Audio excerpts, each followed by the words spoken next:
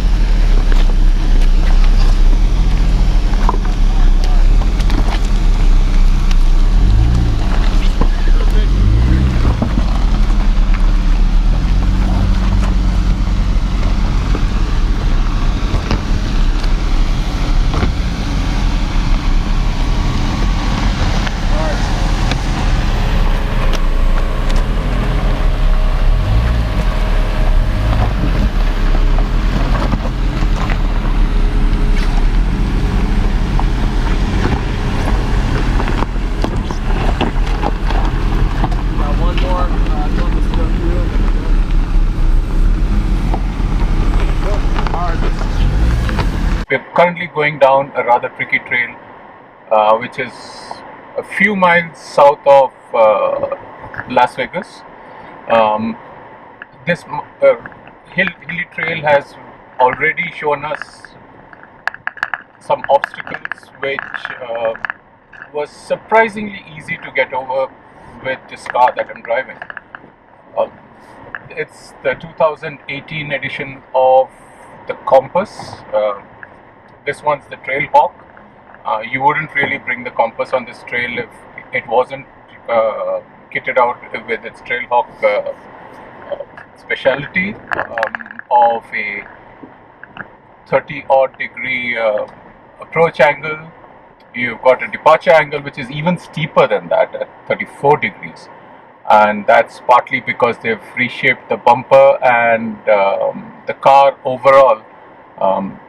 Of course, the new Compass has been built on a new architecture coming out from the FCA group, which comes under a heading of small and wide.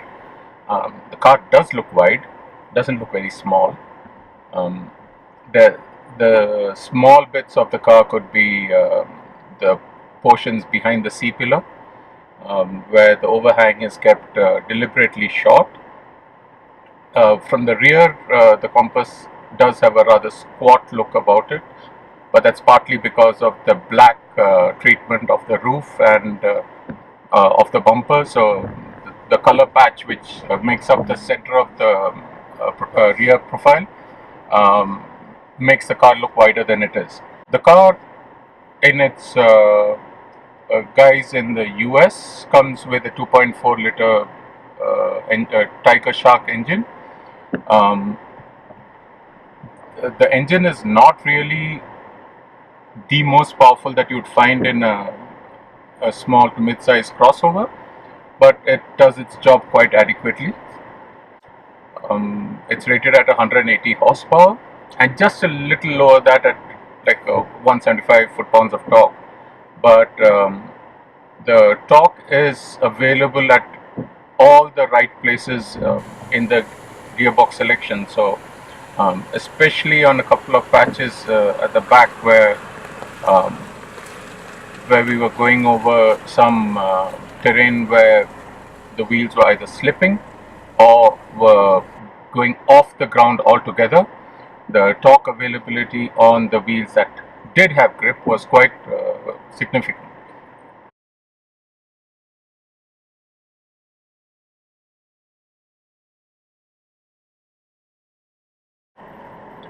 To continue with our tale of the compass, it's interesting in that it is FCA's new world model.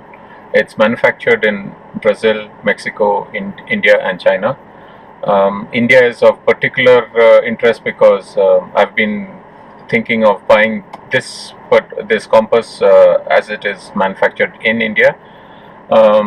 But of course, in India it comes with a different set of engine and gear train options.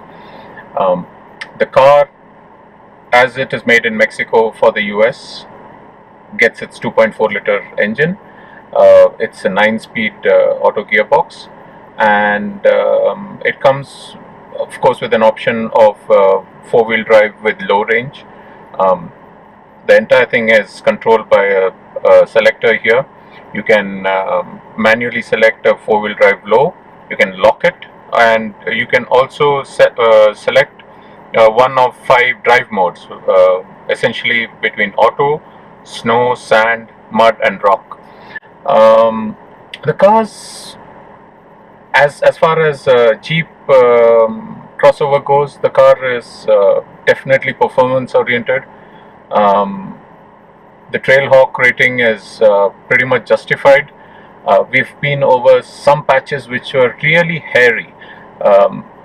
Perhaps some other crossover would have done it, but this crossover has the benefit of being a lot stiffer. The body does not flex as much as you'd expect. The steering is extremely direct. You can feel your way across the rocks, and the confidence given by the ground clearance and the approach and departure angles allows you to take on obstacles which are rocks immediately followed by dips. Well, we just finished a very interesting segment with Jeep Compass Trailhawk, and frankly, it's the sort of car which, if you're going to buy a compass, look at the Trailhawk for its off-road ability.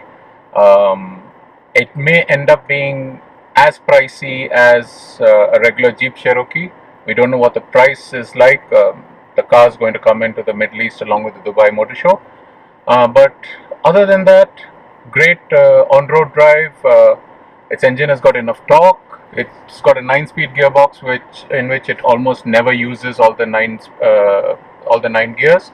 In fact, when driving on a no-load mode on the highway, when you pop it in from automatic onto the manual selector, it comes in on the 7th gear. So 8 and 9 are like super overdrive, perhaps.